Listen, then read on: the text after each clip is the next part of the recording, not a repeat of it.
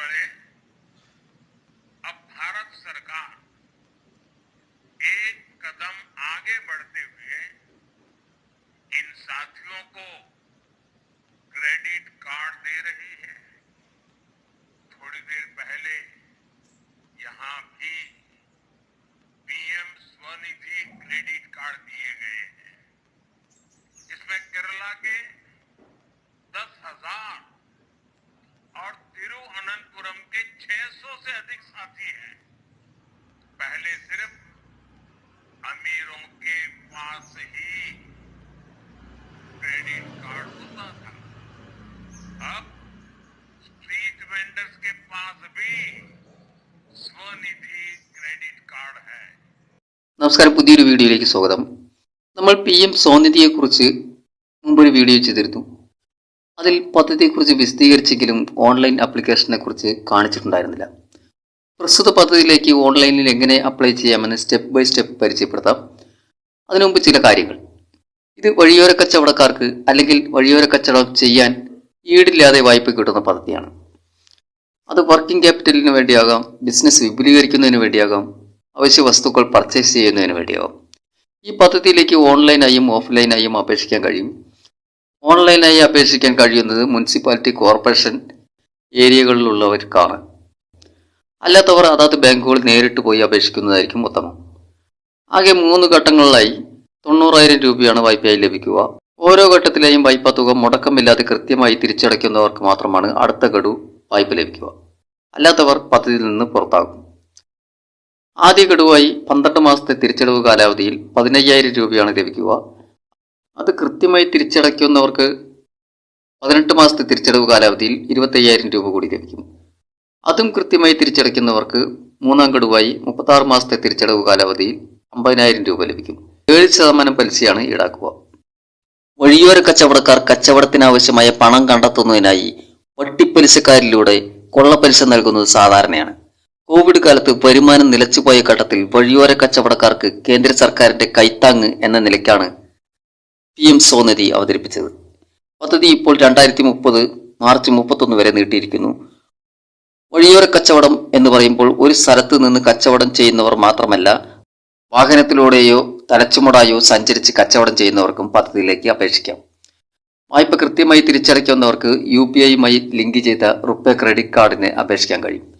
Business ഉപയോഗം കൂടാതെ digital transaction നടത്തുന്നതിലൂടെ പ്രതിവർഷം 1,600 രൂപ വരെ ക്യാഷ് ബാക്ക് നേടാനുള്ള അവസരവുമുണ്ട്. ഇനി നമുക്ക് ഓൺലൈൻ ആപ്ലിക്കേഷൻ എങ്ങനെ ചെയ്യാമെന്ന് നോക്കാം. ആപ്ലിക്കേഷൻ സബ്മിറ്റ് ചെയ്യുന്നത് വരെ കാണിക്കാം. അതിനുശേഷം ചില പ്രധാനപ്പെട്ട കാര്യങ്ങൾ ചെയ്യാനുണ്ട്.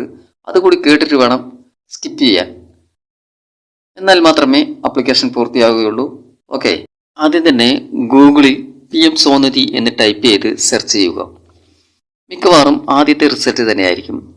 https://www.pmswanidhi.mohua എന്ന ലിങ്ക് വരും.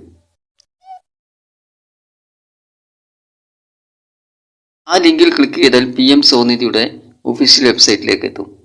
താഴേക്കൊന്ന് പോയി നോക്കാം. അങ്ങനെ താഴോട്ട് പോകുമ്പോൾ കുറേ കാര്യങ്ങൾ കാണാൻ സാധിക്കും. ഈ സൈറ്റിൽ അവൈലബിൾ ആയിട്ടുള്ള സംവിധാനങ്ങളൊക്കെ കാണാം. എത്ര പേർ അപ്ലൈ ചെയ്തിട്ടുണ്ട്, എത്ര പേർക്ക് സാങ്ഷൻ ആയിട്ടുണ്ട് തുടങ്ങിയ കാര്യങ്ങളൊക്കെ കാണാം. അത് ഫസ്റ്റ് ടേമും സെക്കൻഡ് ടേമും ലാസ്റ്റ് ടേമും ഒക്കെ സെലക്ട് ചെയ്ത് നോക്കാവുന്നതാണ്. അപ്ലൈ ചെയ്യുന്നതിലെ 3 സ്റ്റെപ്പുകളെ കുറിച്ച് പറഞ്ഞിരിക്കുന്നു. അതിനും താഴെയായി ടോപ്പ് പെർഫോമൻസ് കൊടുത്തിട്ടുണ്ട് കേട്ടോ. ഈ പദ്ധതിയിലൂടെ നന്നായി പെർഫോം ചെയ്തിട്ടുള്ള സ്റ്റേറ്റുകൾ ഏതൊക്കെയാണെന്ന് കണ്ടോ. ഉത്തർപ്രദേശ്, മധ്യപ്രദേശ്, മഹാരാഷ്ട്ര, തെലങ്കാന, ഗുജറാത്ത്. നമ്മുടെ സംസ്ഥാനത്ത് ഇല്ല എന്നല്ല അതിനർത്ഥം. ഇങ്ങനെ ഒരു പദ്ധതി ഉണ്ടായിട്ട് അത് വേണ്ട രീതിയിൽ ഉപയോഗപ്പെടുത്തുന്നവർ കുറവാണ്. ഇനി മികച്ച രീതിയിൽ പെർഫോം ചെയ്തിട്ടുള്ള നഗരസഭകൾ ഏതൊക്കെയാണെന്നും ഇവിടെ കൊടുത്തിട്ടുണ്ട്. അതിൽ ഇൻഡോർ കോർപ്പറേഷനെ കുറിച്ച് ഈ അടുത്ത ദിവസങ്ങളിൽ നാം കേട്ടിരുന്നു. തിരുവനന്തപുരം കോർപ്പറേഷനിലെ മാലിന്യ പ്രശ്നവുമായി ബന്ധപ്പെട്ട് അവിടുത്തെ ഇപ്പോഴത്തെ മേയർ VV രാജേഷ് സൂചിപ്പിച്ചിരുന്നു. ഇൻഡോറിലെ കാര്യങ്ങൾ മനസ്സിലാക്കി അതുപോലെ ഇവിടെ നടപ്പിലാക്കാൻ ശ്രമിക്കുമെന്നും ഇൻഡോർ മേയറുമായി സംസാരിച്ചെന്നും. അതുപോലെ നമുക്ക് തിരിച്ചു വരാം. വീണ്ടും നാം മുകളിലേക്ക് തന്നെ തിരിച്ചു വന്നാൽ 4 ചതുരങ്ങൾ കാണാം. അതിൽ ഒന്നാമത്തെ ഓപ്ഷനാണ് നമുക്ക് വേണ്ടത്. അവിടെ ഒന്ന് സ്പർശിച്ചാൽ 2 ഓപ്ഷൻസ് തെളിഞ്ഞു വരും. വിത്ത് ആധാർ, വിത്തൗട്ട് ആധാർ. നമുക്ക് വിത്ത് ആധാറിൽ ടച്ച് ചെയ്ത് അവിടെ തന്നെ ഒന്നുകൂടി ക്ലിക്ക് ചെയ്യാം. മറ്റൊരു പേജിലേക്ക് എത്തി. ഇതൊരു OTP ഫോമാണ്. ആദ്യത്തെ കോളത്തിൽ മൊബൈൽ നമ്പർ ടൈപ്പ് ചെയ്യുക. ശേഷം താഴെ കാണുന്ന ക്യാപ്ച തൊട്ടു താഴെയുള്ള കോളത്തിൽ ടൈപ്പ് ചെയ്തതിനു ശേഷം റിക്വസ്റ്റ് OTP എന്ന മഞ്ഞ ബട്ടണിൽ ടച്ച് ചെയ്യുക. ഇതുപോലെ. അപ്പോൾ കൊടുത്ത മൊബൈൽ നമ്പറിലേക്ക് ഒരു OTP നമ്പർ വരും. അത് എൻ്റർ OTP എന്ന കോളത്തിൽ ടൈപ്പ് ചെയ്തതിനു ശേഷം വെരിഫൈ OTP എന്ന മഞ്ഞ ബട്ടണിൽ ക്ലിക്ക് ചെയ്യുക. OTP വരാൻ താമസിച്ച് ടൈം ഔട്ട് ആയിട്ടുണ്ടെങ്കിൽ അടിയിൽ കാണുന്ന റീസെന്റ് OTP യിൽ ടച്ച് ചെയ്താൽ വീണ്ടും OTP വരും. അങ്ങനെ OTP ചെയ്തു കഴിഞ്ഞാൽ ഒരു കൺഫർമേഷൻ വരും. അതിൽ 2 ഓപ്ഷനുകളുണ്ട്. With urban local body area, outside urban local body. ഏതാണ് ഉചിതമെങ്കിൽ അത് സെലക്ട് ചെയ്തതിനു ശേഷം സബ്മിറ്റ് ചെയ്യുക. അപ്പോൾ ലോൺ ഫോം വരും. ഇവിടെ 4 സ്റ്റെപ്പുകളെ കുറിച്ച് പറഞ്ഞിട്ടുണ്ട്. 1 check vendor category, 2 fill application form, 3 upload document, 4 submit application. അതിന് താഴെയായി do you have Aadhaar card എന്നതിൽ യെസ് എന്ന് സെലക്ട് ചെയ്ത് വന്നിട്ടുണ്ടാവും. ഇല്ലെങ്കിൽ അത് സെലക്ട് ചെയ്ത് കൊടുക്കണം. ഇനി വെൻഡർ കാറ്റഗറി സെലക്ട് ചെയ്യണം.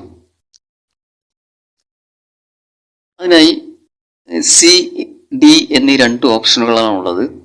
സി എന്ന് വെച്ചാൽ നഗരസഭയുടെ ഐഡന്റിഫിക്കേഷൻ സർവേയിൽ നിന്ന് ഒഴിവാക്കപ്പെട്ടതോ സർവേ പൂർത്തിയാക്കിയ ശേഷം ബിസിനസ് തുടങ്ങിയതോ ആയ വഴിയോര കച്ചവടക്കാർ.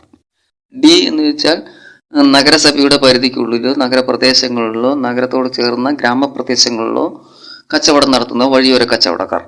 ഇതിൽ ഉചിതമായത് ഏതാണോ അത് സെലക്ട് ചെയ്യുക. അതിനുശേഷം താഴെയുള്ള നെക്സ്റ്റ് ബട്ടൺ ക്ലിക്ക് ചെയ്യുക. ഇപ്പോൾ നാം 2ാമത്തെ സ്റ്റെപ്പിലെത്തി.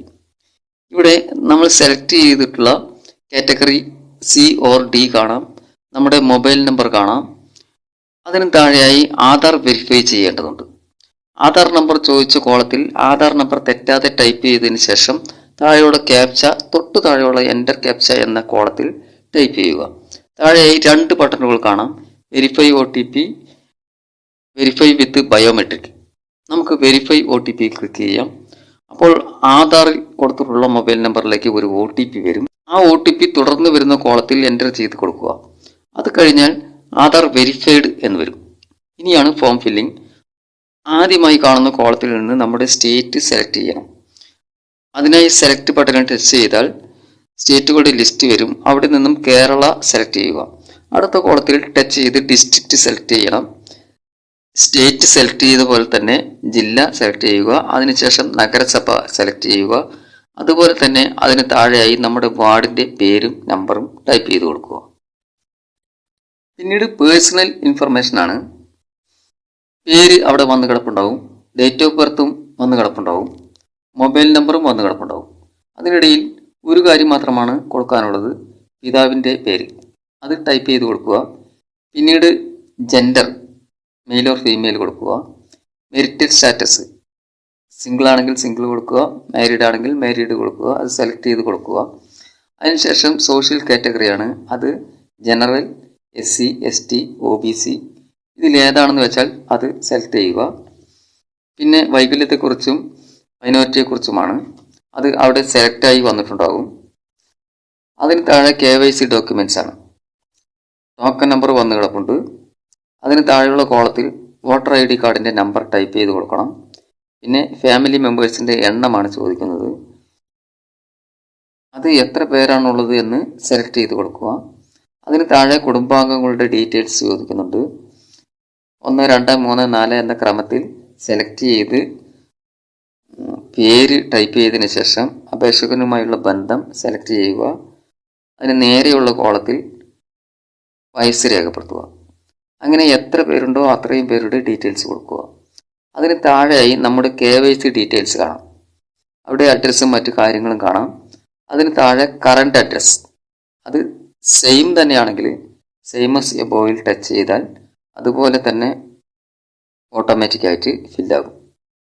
ഇനി നേരത്തെ ചെയ്ത പോലെ സ്റ്റേറ്റ്, ജില്ല എന്നിവ തിരഞ്ഞെടുക്കുക. അതിനുശേഷം പിൻകോഡ് ടൈപ്പ് ചെയ്യുക. ഇനി വെൻഡിങ് ആക്ടിവിറ്റിയാണ്. നെയിം ഓഫ് ആക്ടിവിറ്റി എന്നതിൽ ക്ലിക്ക് ചെയ്ത് ഏത് കച്ചവടമാണോ ചെയ്യുന്നത് അല്ലെങ്കിൽ ചെയ്യാൻ ഉദ്ദേശിക്കുന്നത് അത് തിരഞ്ഞെടുക്കുക. അടുത്ത കോളത്തിൽ place of vending, fixed location or mobile, അതായത് ഒരു സ്ഥലത്ത് നിന്നുകൊണ്ടുള്ള കച്ചവടമാണോ അതോ വാഹനത്തിലോ മറ്റോ സഞ്ചരിച്ചു കൊണ്ടുള്ള കച്ചവടമാണോ എന്നാണ് ചോദിക്കുന്നത്. പിന്നീട് ഡ്യൂറേഷൻ ഓഫ് വെൻഡിങ് അത് സെലക്ട് ചെയ്ത് കൊടുത്തതിന് ശേഷം ഡൺ ക്ലിക്ക് ചെയ്യുക. ശേഷം വെൻഡിങ് ഡേയ്സ് ആണ്. ആഴ്ചയിൽ ഏതൊക്കെ ദിവസങ്ങളിലാണ് കച്ചവടമെന്ന് വ്യക്തമാക്കുക. ഓരോ ദിവസവും പ്രത്യേകം ടിക്ക് ചെയ്യാം. അല്ലെങ്കിൽ ആഴ്ചയിൽ എല്ലാ ദിവസവും പ്രവർത്തിക്കുന്നുണ്ടെങ്കിൽ ആൾ ഡേയ്സ് എന്നത് സെലക്ട് ചെയ്താൽ എല്ലാ ദിവസവും ഓട്ടോമാറ്റിക്കായിട്ട് ടിക്ക് ആയിക്കോളും. ഇനി ടൈമിംഗ് ആണ്. എത്ര മണി മുതൽ എത്ര മണി വരെയാണ് എന്ന് ടൈപ്പ് ചെയ്യുക. താഴെയായി ലൊക്കേഷൻ ഓർ ഏരിയ, അതിൽ ഫിക്സഡ് ലൊക്കേഷൻ ആണെങ്കിൽ അതിനടുത്ത് തന്നെയുള്ള കോളത്തിൽ ലാൻഡ്മാർക്ക് ചേർക്കണം. മൊബൈൽ വെണ്ടർ ആണെങ്കിൽ ലൊക്കാലിറ്റിയും അടുത്തുള്ള ലാൻഡ്മാർക്കും കൊടുക്കണം. പിന്നെ പിൻകോഡ് രേഖപ്പെടുത്തുക. ഇനി പ്രൂഫുകളെ കുറിച്ചുള്ള ചോദ്യങ്ങളാണ്. അത് വായിച്ച് ഓരോന്നിനും യെസ് ഓർ നോ കൊടുക്കേണ്ടതാണ്. അത് കഴിഞ്ഞാൽ കുടുംബത്തിന്റെ മാസവരുമാനം ചോദിക്കുന്നുണ്ട്. അത് എത്രയാണെന്ന് വെച്ചാൽ അവിടെ രേഖപ്പെടുത്തുക. പിന്നെ ബാങ്ക് ഡീറ്റെയിൽസ് ആണ്. നെയിം ഓഫ് ബാങ്ക് അവിടെ ക്ലിക്ക് ചെയ്ത് ബാങ്കിന്റെ പേര് തിരഞ്ഞെടുക്കുക. IFSC കോഡ് ടൈപ്പ് ചെയ്യുക. ബാങ്കിന്റെ ബ്രാഞ്ച് നെയിം സെലക്ട് ചെയ്യുക. അതിന് താഴെ കാണുന്ന കോളത്തിൽ അക്കൗണ്ട് നമ്പർ ടൈപ്പ് ചെയ്യുക. തൊട്ടു താഴെ അക്കൗണ്ട് നമ്പർ റീടൈപ്പ് ചെയ്യുക. പിന്നെ ഡിജിറ്റൽ പേയ്മെന്റിനെ കുറിച്ചാണ് ചോദിക്കുന്നത്. ആദ്യത്തെ കോളത്തിൽ എത്ര എണ്ണം എന്നുള്ളതാണ്.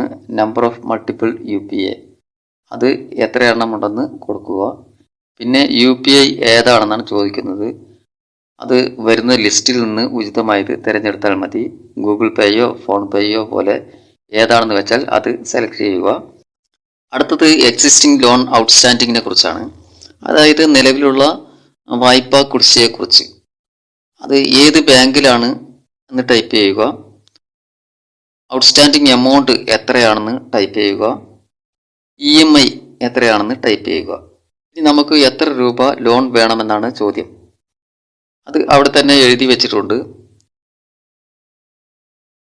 ആദ്യ ഗഡു 5000 മുതൽ 10000 രൂപ വരെയാണ്. അതിൽ നമുക്ക് എത്രയാണോ ആവശ്യം അത് ടൈപ്പ് ചെയ്യുക. അവിടെ തന്നെ എഴുതി വെച്ചിട്ടുണ്ട് 12 മാസമാണ് തിരിച്ചടവ് കാലാവധി. മുടക്കം വരുത്തിയാൽ അടുത്ത ഗഡുവായ 25000 കിട്ടില്ല. രണ്ടാമത്തെ ഗഡുവിന്റെ കാലാവധി 18 മാസമാണ്. രണ്ടാമത്തെ ഗഡുവും കൃത്യമായി അടയ്ക്കുന്നവർക്കാണ് മൂന്നാമത്തെ ഗഡുവായ 50000 കിട്ടുക. 50000 36 മാസം കൊണ്ട് അടച്ചു തീർത്താൽ മതി. അത് കഴിഞ്ഞാൽ പിന്നെ ലോൺ പർപ്പസിനെ കുറിച്ചാണ്. അതിൽ 3 ഓപ്ഷനുകളുണ്ട്. Working capital, business expansion, purchase of assets. ഇതിൽ എന്തിനു വേണ്ടിയാണ് ലോൺ തുക ഉപയോഗിക്കുക എന്നത് ടിക്ക് ചെയ്യുക. അടുത്തത് റെഫറൻസ് ഡീറ്റെയിൽസ് ആണ്. 2 പേർ പിന്താങ്ങണം. അവരെ സംബന്ധിച്ച വിവരങ്ങളാണ്. ഒന്നാമത്തെ ആളുടെ പേര്, മൊബൈൽ നമ്പർ, അഡ്രസ്സ് എന്നിവ കൊടുത്തതിന് ശേഷം അപേക്ഷകനുമായുള്ള ബന്ധം സെലക്ട് ബട്ടൺ ക്ലിക്ക് ചെയ്ത് തിരഞ്ഞെടുക്കുക. അത് കഴിഞ്ഞ് രണ്ടാമത്തെ ഡീറ്റെയിൽസ് കൊടുത്തതിന് ശേഷം റിലേഷൻഷിപ്പ് വിത്ത് അപ്ലിക്കൻ്റ് അതുപോലെ തന്നെ ഉചിതമായത് സെലക്ട് ചെയ്യുക. ഇത്രയും ചെയ്തു കഴിഞ്ഞാൽ ആപ്ലിക്കേഷൻ ഫില്ലിംഗ് പൂർത്തിയായി. ഇനി സബ്മിറ്റ് ചെയ്യാം. സബ്മിറ്റ് ബട്ടൺ ക്ലിക്ക് ചെയ്യുക. കഴിഞ്ഞിട്ടില്ല, ഇനിയും കുറച്ച് കാര്യങ്ങൾ കൂടി ചെയ്യാനുണ്ട്. അത് പറഞ്ഞ് തരാനേ കഴിയുള്ളൂ. തുടർന്ന് വരുന്ന പേജിൽ അപേക്ഷകന്റെ ഫോട്ടോ, ബാങ്ക് പാസ്ബുക്ക് എന്നിവ അപ്ലോഡ് ചെയ്യണം. അതിനുശേഷം വീണ്ടും സേവ് ആൻഡ് സബ്മിറ്റ് കൊടുക്കുക. അതിനുശേഷം വരുന്ന പേജിൽ ഓതറൈസേഷൻ എഗ്രി ചെയ്യാനുണ്ട്. Agree to the PM Svanidhi എന്നതിൽ ടിക്ക് മാർക്ക് കൊടുക്കുക. അവസാനമായി ആപ്ലിക്കേഷൻ സബ്മിറ്റഡ് എന്ന് വരും. അവിടെ ഡൺ കൊടുക്കുക. ആപ്ലിക്കേഷൻ നമ്പർ എഴുതിയെടുക്കാൻ മറക്കരുത്. വീണ്ടും മറ്റൊരു കണ്ടന്റുമായി അടുത്ത വീഡിയോയിൽ.